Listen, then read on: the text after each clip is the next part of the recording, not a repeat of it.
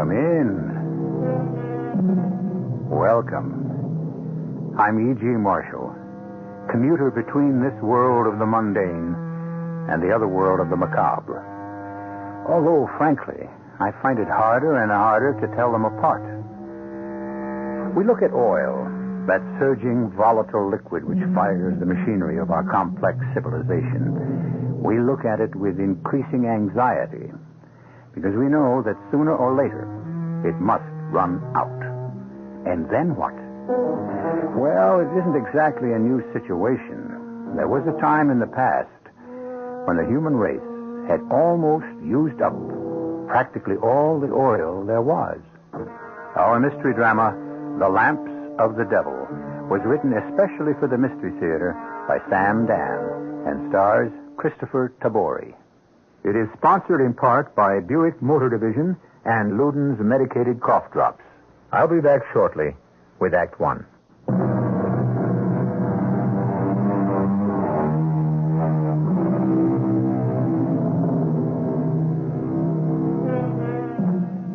It happens after every war. The boys come back to another world, a different world, a world that has in many ways passed them by, and they see the world divided into two camps, those who went away and fought, and those who stayed home and got rich. In 1865, the long and bloody Civil War was over, and Lieutenant Noah Artwright, who served with distinction in the United States Navy, came home to a seaport town in Massachusetts. Noah? Yes, it's Noah. Your Noah. Home from the war. Not a hole, not a scratch, fit as a fiddle, spry as a colt. And where's my kiss? No, Noah. Where's my hero's welcome? See my medal? This ain't just a hunk of tin hanging by a rag. No, ma'am. This was personally pinned on my broad chest by Admiral Farragut himself, the commander-in-chief. Noah. That's right, my darling. My name is Noah, and your name is Prudence. And we must go inside your father's house where you may sit yourself down from the shock of seeing your beloved. Oh, Prudence. Prudence, you're prettier than ever. Noah, you never wrote. What was there to write? Except I love you. And you already knew that.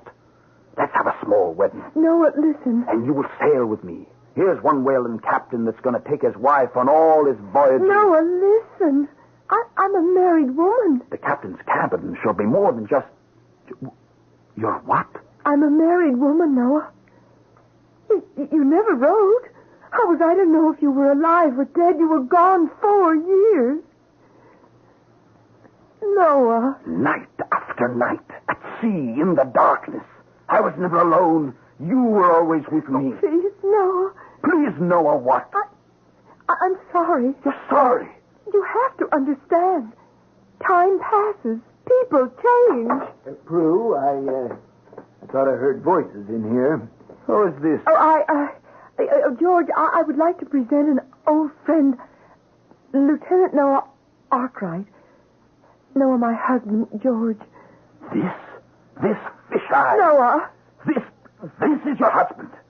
You threw me over for this pot. I warn you, sir. Oh, I'll bet he's rich. Please, Noah, I know how you feel. No, Mrs. Married Lady Prudence. You do not know how I feel. Sir, I must ask you to leave this house. In what outfit did you serve our country, Mr. Husband? George served our country on the home front. Oh, at no loss to himself, I'll wager. Shall you leave, sir, or shall I throw you out? Are you giving me a choice? Please, Noah. Throw me out. Prudence, we shall have to send for the sheriff. And let me give you some good reasons to send for the sheriff. No. Oh, there's one. And there's another. No, this won't change anything. He's all yours.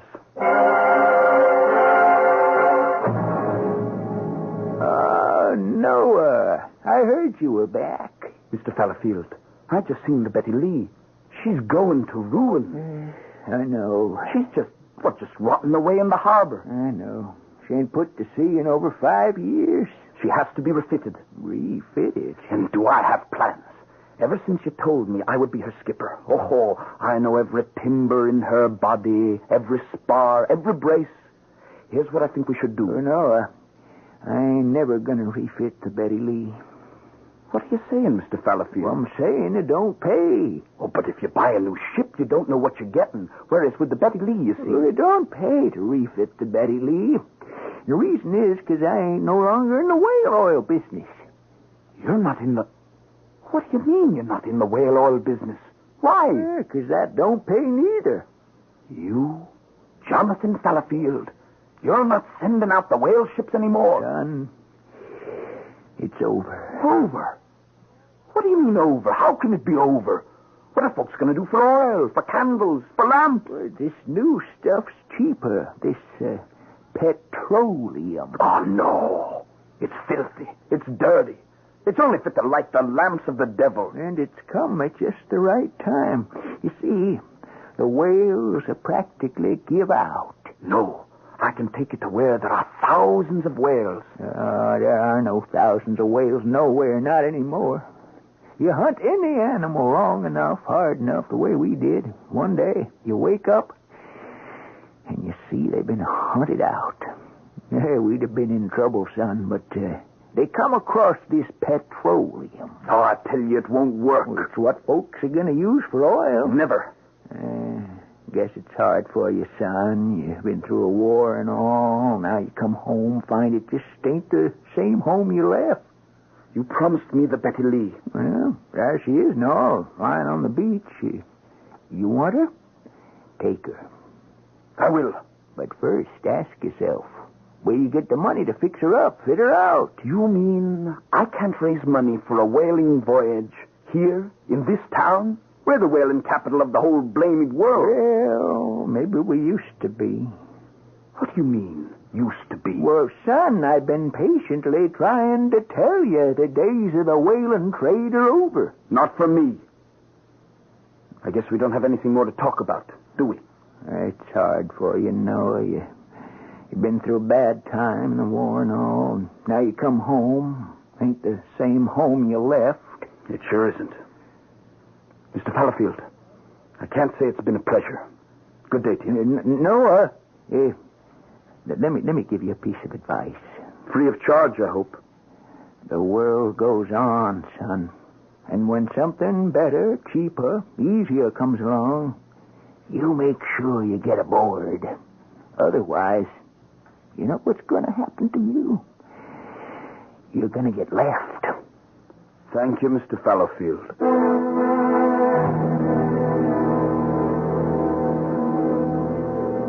What'd you do with the bottle, landlady? Now, ain't you had enough? Yes, I had enough. But that's no reason to stop, is it? Well, this won't cure what ails you. Since when, Mrs. Pulford, are you giving temperance lectures? If you disapprove of the demon rum, why do you sell it? But the thing is, I'm used to selling to grown men. Not to little boys. They ain't dry behind the ears. I was decorated by Admiral David Glasgow Farragut himself. It isn't generally known his middle name's Glasgow. Noah. He's of Scottish ancestry, I believe. Noah, listen. You think it means anything to people in this town? No, that's just what I want. 15 cents. On a business proposition that can't fail, that simply cannot fail. What you have to realize, Noah, is that... See, I know where the whales are. I know how to get them. But I can't raise 15 cents. For all I got the highest decoration this government can give a man. Are you through feeling sorry for yourself? Who's feeling sorry for You are. You feel your country don't appreciate what you did. It sure doesn't. Of course not. That's the way it goes. Nothing's too good for the boys when they leave for the war. But nothing's too bad for them when they come home. And that's right. No. But you ain't going to sit here and drink it right neither. Truth is, everybody's sick of the war and everybody in it. Just want to forget. I know a certain girl who managed to forget. Mrs. Pulford. What did she see in him anyhow? Now, don't be too hard on her, Noah. It's like you see in the theater. Her dad's business come upon hard times, and this George Marcy's got all kinds of money. And what am I supposed to do now? Find something. What? Whalen's gone busted. Oh, and good riddance. How can you say that? It's been the bread and butter of this It's town. been the bread of shame. Maybe now we can find a cargo that's proper and decent. Mrs. Pulford, have you been sampling too much of your own refreshment? And for once to have our ships engaged in a trade that ain't based on the misery of helpless creatures. I wish I knew what you were talking about. Oh, them magnificent living creatures, them beautiful animals, children of God, just like you and me. Who gave us the right to slaughter them? Oh, now, well, after all, Mrs. You Pulford... come upon this unsuspecting animal and you jam a harpoon into him. And then you wait for him to thrash himself to death. And then you just strip him. Well, now, I notice you wearing a corset, Mrs. Pulford, and it's made of baleen, the bone in a whale's mouth. What'll you ladies do? We'll learn to do without. It ain't worth the suffering of an innocent animal. I don't know if... Now, strictly speaking, a whale suffers. They don't have feelings. Well, that's what you tell yourself to satisfy your conscience. Oh, we had to kill them. Why? For oil. Oil to light the lamps of the world. Well, you don't have to kill them no more. You don't need whale oil. Oh, who says we don't? Because now you got petroleum. Did anyone say petroleum? Has someone uttered that abomination? Petroleum, a witch's brew for the satanic rebels, created by the tools of the devil himself. Fire and smoke. At night, the tortured fields of Pennsylvania are made bright as day by the raging flames of hell. Now, that's enough, Peyton. Enough for you, madam. But I speak for the hundreds, the thousands of seafaring men whose livelihood has been... Peyton, you be quiet, or you just get out. Have a glass with me, Mr. Peyton. Here. Oh, the two of you. Oh, you'll make a fine pair. Why, what nonsense. Has she been filling your head with, Noah? Oh, nothing much. About the whales, the poor, innocent whales. Yeah, well... No, my boy. Every creature was placed on this earth by God. Is that true? Yes. And every creature has its appointed task and function. True. Now, if God didn't intend for us to use the oil of the whale, why did he give the whale so much of it? You see, boy, we were only doing the Lord's work by taking the whales. Well, those days are over. Who says so? Everybody. Who's everybody? Them fat-bellied profiteers who stayed home while you and me half bled to death in combat? Well, I didn't bleed much. And from what I see, you look pretty healthy, too. I'm not near as healthy as a fellow named George Marcy, who married a girl that I believe was your fiancée. Mrs. Peyton, what you say is true. But still in all, there's nothing we can do about it. Oh, yes, there is. There's a great deal we can do about it. Really? Tell me. Well, now, Noah, I can't tell you here. Why not? And I can't tell you at all. Unless you swear on your life not to breathe a word of it. What is that supposed to mean? It means that there are men who just aren't willing to sit around in grog shops and drown their sorrows. It means that there are men who are willing to fight. Fight? How? Against what? Fight to the death against this devil's brew, this petroleum. Now, you want to join us? Noah Artwright looked forward to the end of the war, to a cessation of the fighting. And here he is offered a brand new battle against a completely different foe. We'll see just what this new type of warfare consists of, and whether or not Noah decides to enlist when I return with Act 2.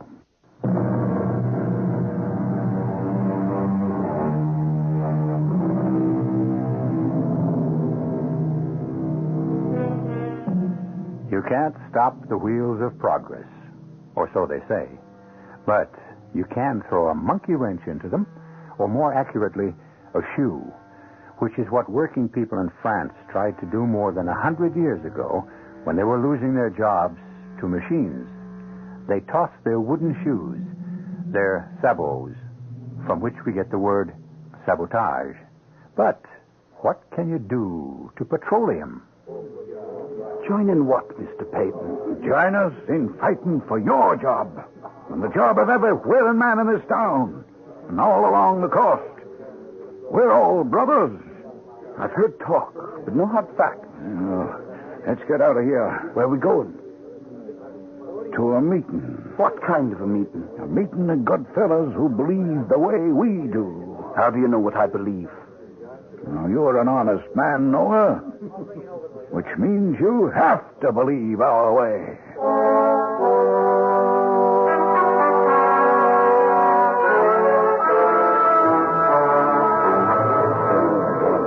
I see. See who's here? Men you grew up with, men you sailed with, men you went to war with. What is everybody doing here? Assembled on the beach? Because it's a symbol, Noah. It's where we are. On the beach. Out of work. Unemployed. Starving. And why? Petroleum. Men! Men! Let's begin the meeting. I see twice as many men here tonight as last week. That's because each of us must have kept his promise to bring another brother. I brought mine. He's well known to all of you. Noah Artwright, first mate of the Betty Lee when she was a whaler. All right, boys, hold it down now. Noah, for you and all the newcomers tonight, let me explain why we are organized. We're out to restore our profession. Now, you keep saying that. But how? By destroying petroleum. How? Hold it, boys, hold it. We're going to fight it every way we know, with everything we've got. Now, there are rumors. A ship is going to sail from here to the port of Philadelphia and bring back a cargo of petroleum. Are we going to let them land it? No! But how are you going to stop it? Dump it overboard. Oh, you can't do that. Who says so? It's against the law. And we have no right to break the law. Yeah, that's how cowards talk. You men, you all know me. Listen, the law was what all of us were fighting to uphold all the time we were in the war. It's not our law. This petroleum, who knows anything about it? How much there is? Now, we know whale oil's better. We know people have to come to their senses sooner or later. Are you for us or against us? I'm going back to town. All right, Noah, go ahead. Crawl back to town on your belly. Beg somebody for a job. Plead on bended knee. We don't need you here. This is a place for men.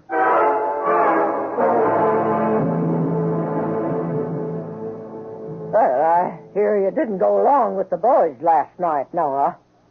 I don't know what you're talking about, Mrs. Pulford. About dumping petroleum in the harbor. And here I thought it was a secret. How can you have a secret if nobody knows how to keep his mouth shut? I don't think it will ever happen. You don't? No. Just angry men letting off steam. Desperate men, Noah. You ain't been home long enough. Is that why she married him? Because her father needed money. Oh, I see. That's what's bothering you. Oh, I suppose. Anyhow, it's the story around town. So you should be getting over her. Sure. How? Find yourself another gal. Plenty of good-looking young ladies around. Some of them rich, too. Leading the idle life of a rich man's son-in-law has no charms for me, Mrs. Pulford. Well, who says you have to be idle? You could get a berth on a ship.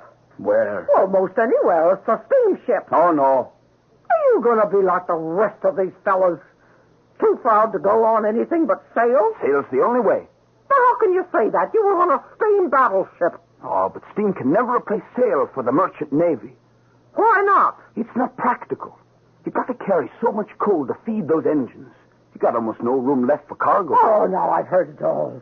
Steam ain't practical. Petroleum won't work. A mast and the sail and the oil of a whale. Is that all there is for you? Whales. You've got to understand, Mrs. Pulford. Whaling's been my whole life. Oh, son. A lot of people have misspent lives. But suddenly it happens. One day, without a word of warning, and just out of nowhere, they see the light. You see, it's you and 5 men in a small boat, and you steal up to him, so quiet.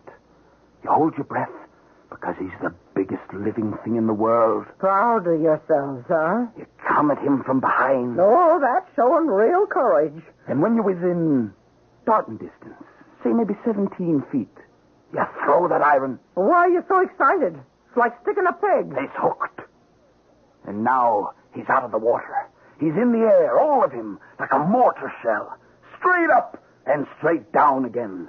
And now the water is boiling as he swims and plunges this way and that, trying in vain to shake up the iron. And all you boys are really enjoying yourselves. And now he shoots straight ahead, pulling us along with him. It seems like you're speeding across that water faster than the speediest railroad train. And what? Oh, nothing. Nothing. How can a man give it up? Are you all right, Noah? Yes, I'm fine. I guess I'm just tired, that's all. I guess I'm just tired. Good night, Mrs. Pulford.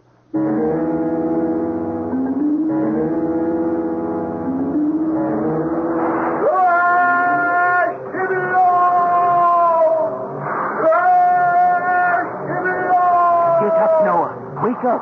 You fell asleep. Well, where am I? Where are you? Boy, you mad? Where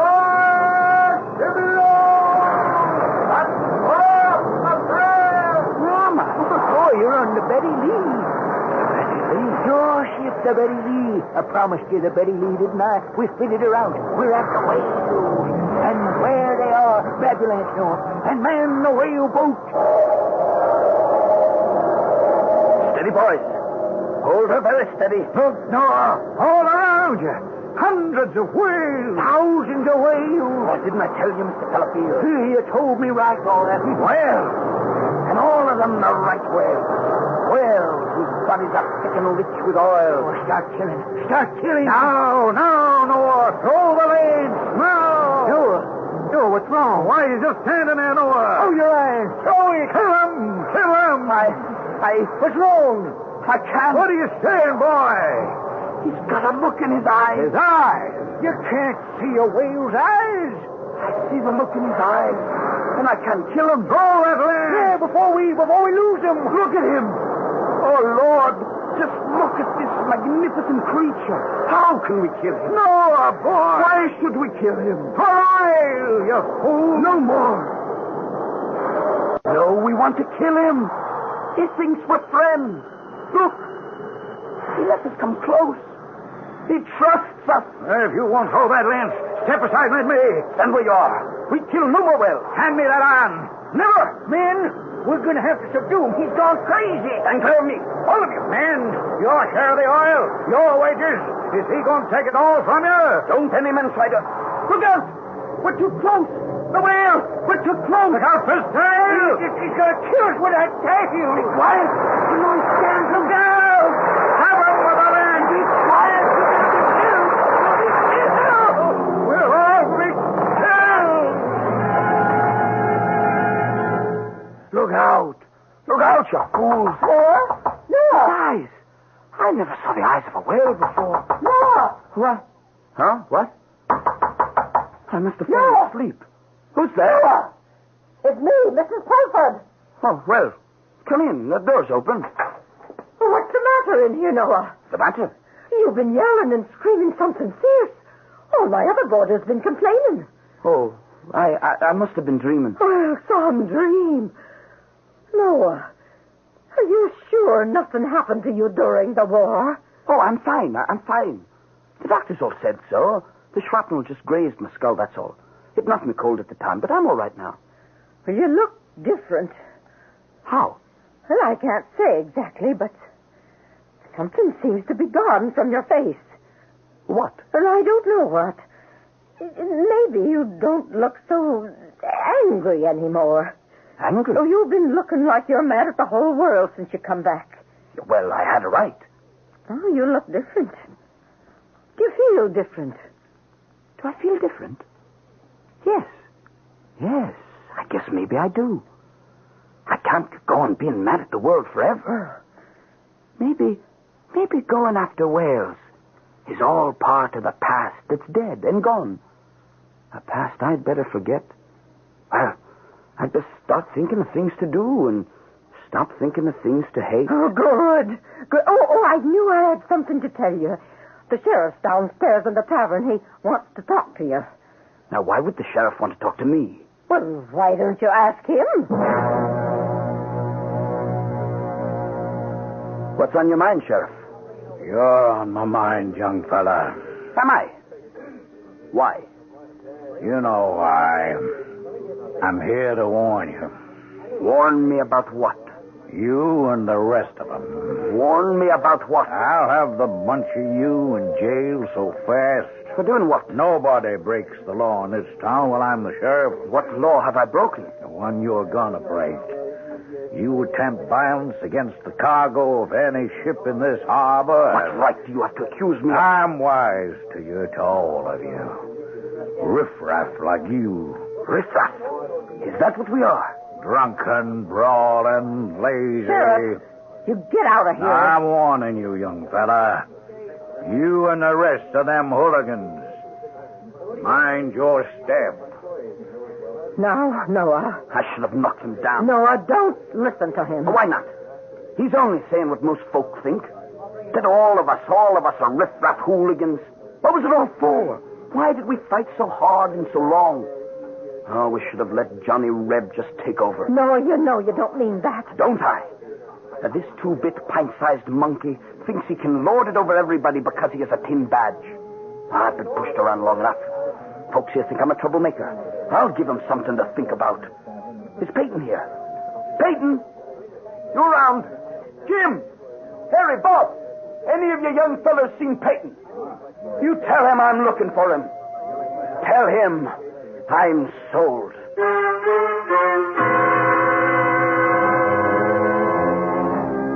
And that's how it is when one is 5 and 20.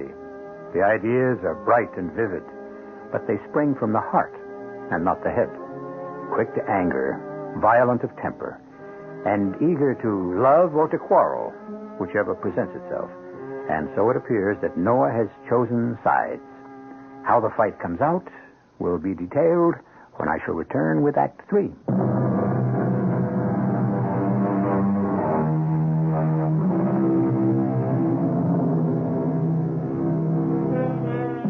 The world goes on. It stumbles along in its own seemingly aimless fashion, despite our best efforts to turn it in our own direction. And each of us has to take what he is given, even if for some it's manifestly unfair. But here and there, some of us try to fight back. And when we lose the impossible war, we're considered crazy. But the rare few who win, those are the heroes. The question is, how will Noah Artwright end up? Who's there? Well, Hello, Noah.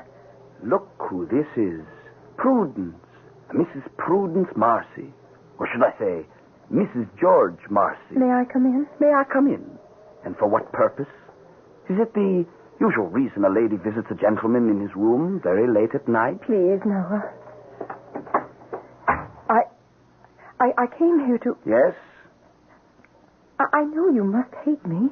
I can't say I'm filled with admiration for you, exactly. I know how difficult things are for you just now. Do you?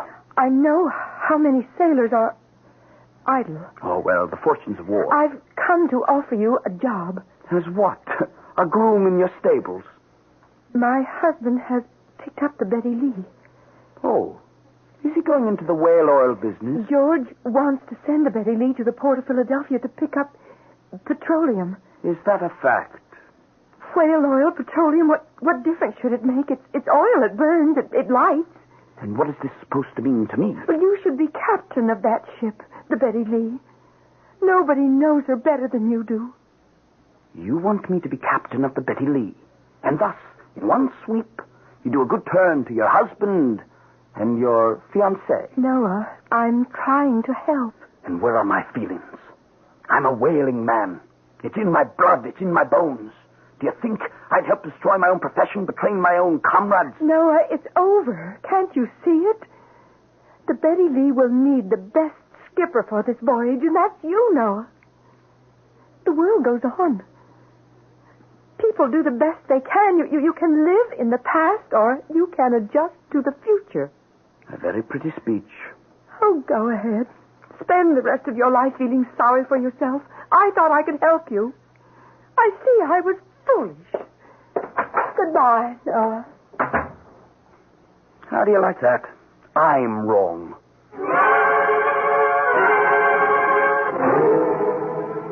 Well, I told her, Peyton. Oh, yes, I told her. Now, hold on there, Noah. Oh, yes. They want to fill those ships with that filthy mud that seeps up out of the swamps of Pennsylvania. But there's something they forgot. Who, huh? Who's going to sail those ships? We are. Yeah, they need us. Without us, nothing moves.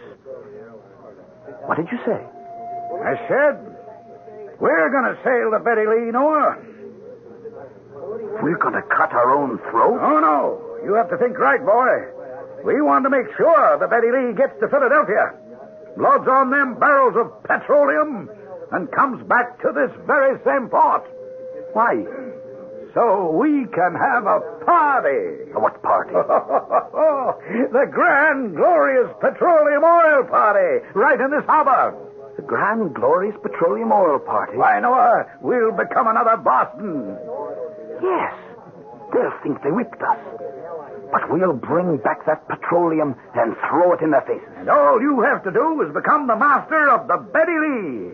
And sign on all the boys as my crew.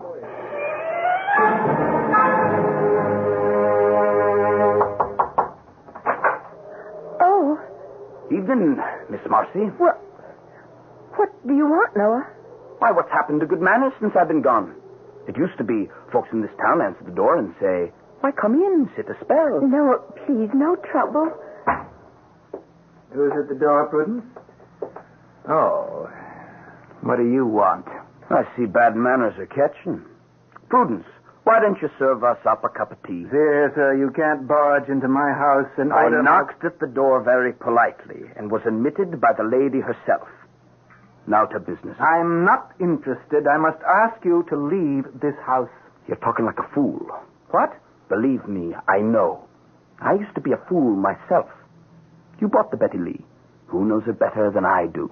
Who could be a better skipper for her than me? I didn't buy her to make a whaler out of her. What's it to me what kind of oil she carries? There are scores, hundreds of out-of-work captains who need you. Ask anybody in town. I'm the best captain you could hope to find for the Betty Lee. It's true. I don't like you. You don't like me. But what should that have to do with anything? Business is business.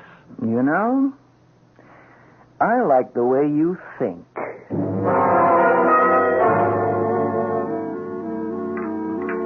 More coffee, Noah? Oh, I'd better call you Captain Noah. Oh, no, thank you, Mrs. Pulford. It'll be the better part of 3 weeks before I have this good a breakfast again. Noah, something's going on. Ma'am? Why did hotheads like Peyton and them sign on the Betty Lee? Because they need work. After the way they've been talking about petroleum oil? A man talks one way when his belly's empty, and another when he sees a chance to have it full. Well, I don't like it. Is that not pleasing you, Mrs. Pulford? You keep arguing with me day and night to accept reality, and then when I do... I say there's something going on. Well, why? I can see Peyton and his like changing their minds overnight, but not you, Noah. You got convictions that run deep. I know how you feel about whaling. Well, maybe you succeeded in talking some sense into me, after all.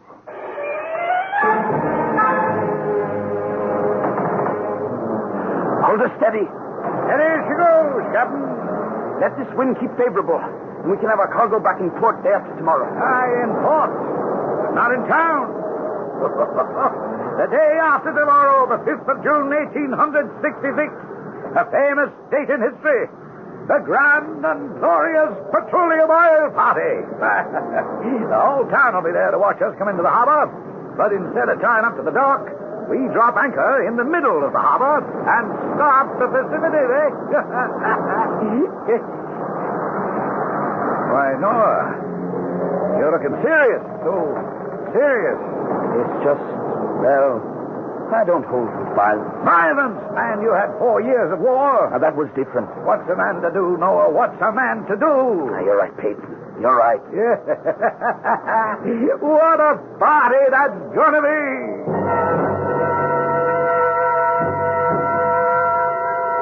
Where is she? Where's that ship?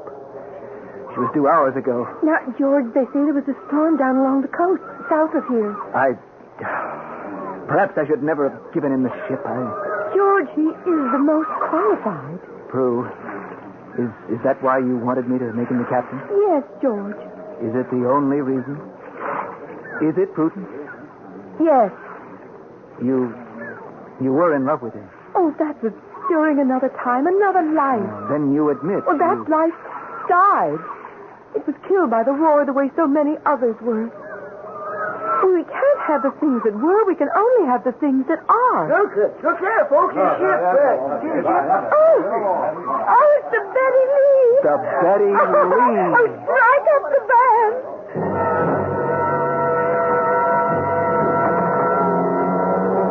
Well, there she is, Noah. The whole town's turned out. And what will happen after the party? What happened after the Boston Tea Party? The boys all became heroes. Oh, I wish it were that simple. Peyton, look. Look to the starboard. Why? Look. Am I dreaming? What do you see? Well, Oh, it is possible. It's a whale. But it can't be a whale. It can't. But look at him. Look at him spout.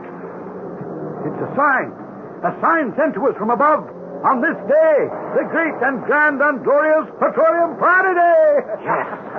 Yes, it is a sign. A sign that says, look at this wonderful creature. Now he can live. Now you don't need to kill him anymore because you've been given oil from the ground. No, boy, what are you saying? Now, you heard what I said. It's a sign. That whale, he's going home to live his life in peace. What we've gotten a hold of this ship is what we will use for oil from now on. You crazy? Whaling is your whole life. That life died, killed by the war. What's going after whales is the life It's gone. Peyton, we can't have the thing that was. Only the thing that is. The whale was. Petroleum is. You backing down? No, I'm standing up. Standing up to the truth. Drop anchor. I forbid it. Men, he's a traitor. He's gone back on his word. I'm captain of this ship. He wants to betray us. I want to save. Now, don't you listen to him. Men! You saw that one whale. But look beneath you in the hold of the ship.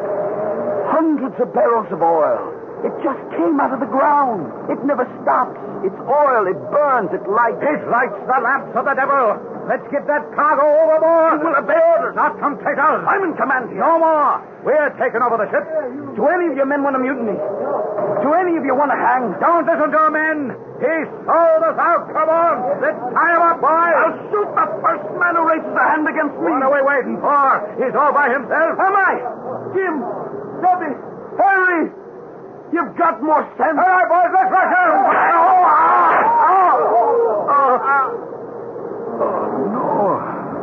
No. I didn't mean it. I just wanted. Peyton, you can't do this. This crazy thing. You know you can't. Oh, boy. Are you all right? All right, some of you men, let's get him below. No.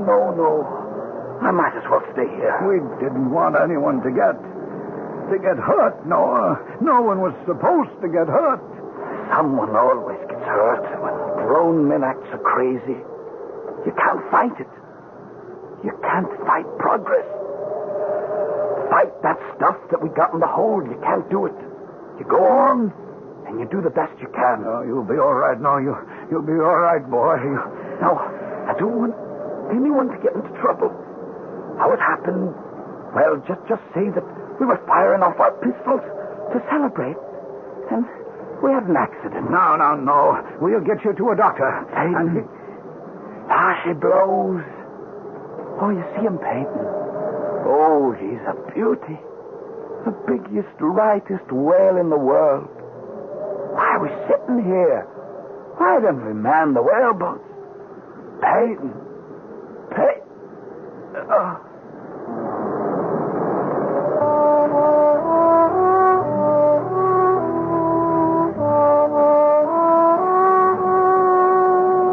It was a tragic accident, but perhaps it served to place things in the proper perspective. How stubbornly we cling to the past, to yesterday, to the known, the tried, and the true. And then suddenly, what we have treasured so highly appears to us as only an illusion, and the bubble bursts. And we have moved away from yesterday into today, where we are already preparing to resist tomorrow. I'll be back shortly.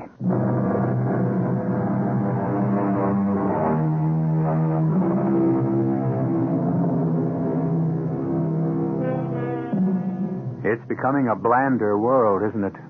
At one time, a man's job, his work, his quest for his daily bread, provided him with all the excitement and action he needed. Hunter, trapper, stage driver, river pilot. Well, we do make progress, don't we? We push pencils and press buttons, for the most part. And it's more efficient. You simply cannot prevent progress. But what to do for excitement? We can fill that particular void in your life 7 times each week. Our cast included Kristoffer Tabori, Russell Horton, Ian Martin, and Joan Shea. The entire production was under the direction of Himan Brown. Radio Mystery Theater was sponsored in part by Sign-Off, the sinus medicines. This is E.G. Marshall inviting you to return to our Mystery Theater for another adventure in the macabre. Until next time.